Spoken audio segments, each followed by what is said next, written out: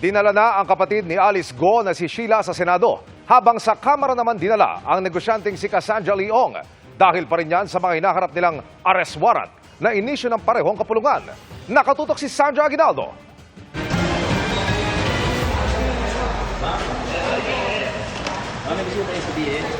Matapos ang 4 na araw sa kustodiya ng National Bureau of Investigation, mula nang ibalik sila sa Pilipinas mula Indonesia, dinala na sa Senado ang kapatid ni dismissed Banban Mayor Alice Guo na si Sheila bandang 12:29 ng hapon. Inilagay siya sa detention facility sa Senate compound dahil sa umiiral na arrest warrant matapos ma-cite in contempt dahil sa hindi pagdalo sa hearing ng Senado kaugnay ng Pogo. Pinagamit din siya ng cellphone na pinapayagan ayon sa Senate Sergeant at Arms basta cellphone ng Senado ang gagamitin. Bukas inaasahang ihaharap sa pagdinig ng Senado si Sheila. Basta advice ko, magsabi lang siya ng totoo.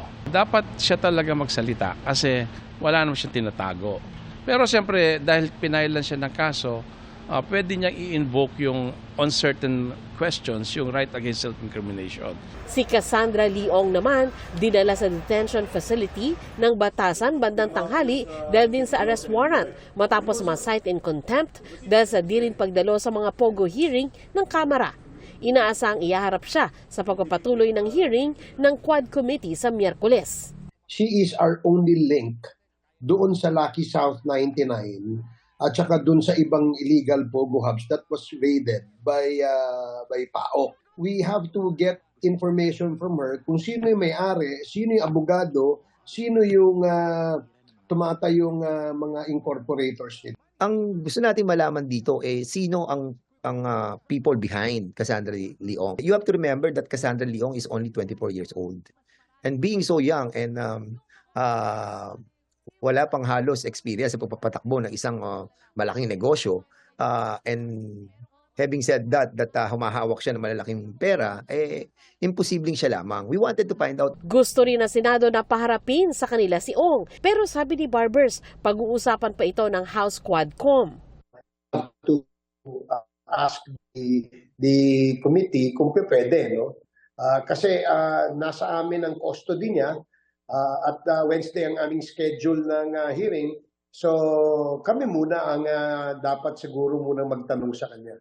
Pinag-aaralan naman ng kampo ni Ong na magsampa ng reklamong arbitrary detention laban sa mga nasa likod ng pag-aresto at pagkakakulong nito. Kasama raw sa tinitingnan nilang ireklamo ang Justice Department mismo. Arbitrary detention, any public officer who detains another without a legal cause. Tingnan natin kung pwedeng idemanda yung mga taga-DOJ sa mismong DOJ. Let's check the partiality or impartiality of the DOJ.